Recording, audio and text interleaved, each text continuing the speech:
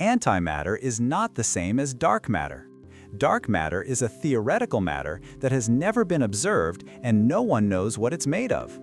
Antimatter, on the other hand, is real, proven, has been generated artificially, and is continuously being produced in the most unexpected places. Antimatter is the mirror image counterpart of ordinary matter. They both have identical mass but opposite charge. Antimatter was predicted to exist in 1928 by Paul Dirac, purely from math, and it was first detected 4 years later, in 1932, by Carl Anderson. He observed a positively charged particle with the mass of an electron in cosmic ray tracks in a cloud chamber. This proved the positron exists. Antiprotons were produced and detected in 1955. Antineutrons were reported the following year. Low-energy antihydrogen was synthesized later, and experiments, notably CERN's ALPHA, first trapped antihydrogen for study in 2010-2011. Scientists have also tested how antimatter behaves under gravity, as there was some speculation that perhaps antimatter would fall up instead of down. But the results are in. Antihydrogen falls just like ordinary matter.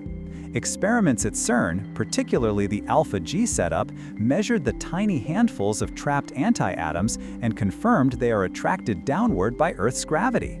So, despite what science fiction sometimes imagines, there's no anti-gravity, at least yet. The thing about antimatter is annihilation. It will immediately destroy any matter that it comes in contact with, being also annihilated in the process. Spooky, yes? But let's be more precise. What exactly is this annihilation? Matter can't just disappear, right? Right. What happens when matter and antimatter collide is that both kinds of matter become energy right away.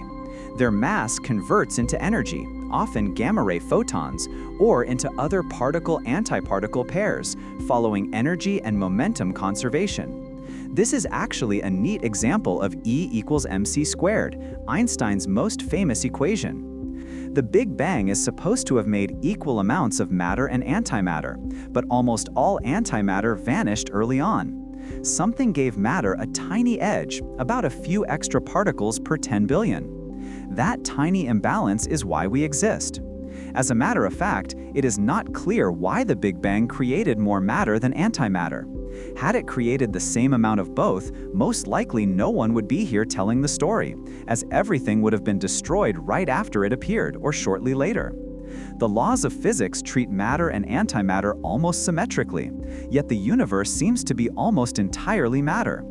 This imbalance, called baryon asymmetry, is one of cosmology's greatest unsolved puzzles. There is also the possibility that a lot of the antimatter created in the Big Bang just never met matter and moved on to form antimatter stars and planets. These would be indistinguishable from ordinary matter ones, but would both destroy and be destroyed at the slightest contact with matter. There is so far no observational evidence for large antimatter regions, anti-stars, or anti-galaxies inside the observable universe. We would see annihilation signatures if they were common. A 2021 study combing the Fermi Lat catalog singled out 14 candidate sources whose spectra could be compatible with matter-antimatter annihilation. But these are unconfirmed and are more likely to be known gamma-ray sources, such as pulsars or binaries. Antimatter is still being created today, both naturally and artificially. CERN produces antimatter particles, such as positrons, antiprotons, and antineutron, and even anti-atoms of hydrogen, called antihydrogen, for study purposes. Let's pause for a moment here. Can you imagine studying something that will be destroyed if entered in contact with anything? Where do they even put antimatter particles? Well, they preserve it in magnetic traps, sort of floating.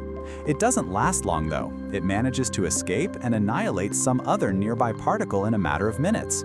Notice though that in the scale that CERN creates these particles, they are harmless. In the worst case scenario, there would be one atom less in the planet every time CERN makes one new antiatom. That's it. The amounts made are microscopic, a few hundred antiatoms at a time, so there's no macroscopic mass loss to Earth. Antimatter is created naturally too. It is present in cosmic rays, atomic nuclei from the sun or beyond traveling at near light speeds. They constantly hit Earth, triggering showers of new particles, including tiny traces of natural antimatter. A small part of cosmic rays reaches the surface of the planet, but the antimatter in them is usually stopped by Earth's magnetic field or by atoms in the atmosphere. The antimatter stays mostly around the planet, hundreds of kilometers above the surface, in a zone where there is mostly vacuum. If eventually a particle or atom of antimatter meets matter, they annihilate there, far away. Even in the South Atlantic magnetic anomaly, where Earth's magnetic field is at its weakest, antimatter is not affecting Earth because it gets annihilated on the upper layers of the atmosphere. Satellites and instruments are the ones affected by the South Atlantic anomaly because they pass through the higher, more hostile particle environment. People on the ground remain safe. Lightning bolts are another natural source of antimatter. They can produce bursts of gamma radiation energetic enough to generate positrons, the antimatter version of electrons. Experiments, including the Japanese growth and satellite detections, have observed upward beams of positrons associated with storms. Antimatter is also produced naturally from radioactive atoms decay. Bananas are slightly radioactive because they contain potassium, and a small fraction of natural potassium is the radioactive isotope K40. A typical banana has roughly 0.4 to 0.5 grams of potassium and therefore on the order of 10 to the 17th to 10 to the 18th K40 atoms. Those K40 atoms slowly decay. The banana's overall radioactivity is only on the order of a dozen or so decays every second.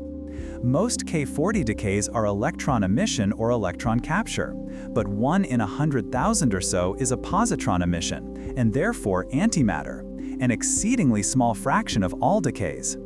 In practice, that means positrons are produced from the potassium inside a banana.